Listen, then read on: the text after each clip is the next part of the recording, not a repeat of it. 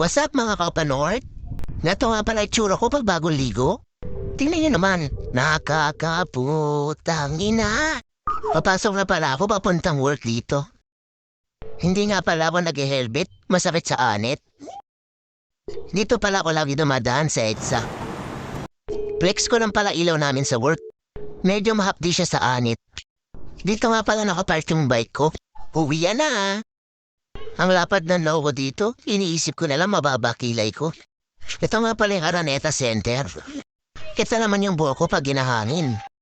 Oops, nautusan. Ganito pala sila lagi pag uwi ko. Siyempre, bless sa Papa North nila. Wow, ang sarap ng menudo. Di ba ang sarap ng nagluluto? Ay, yung niluluto pala. Turuan ko kayo magbilang. 1, 2, 3, 4, 5, 6. Matutulog na nga pala kami. Bahala na kayo dyan. Hanggang sa muli, paalam!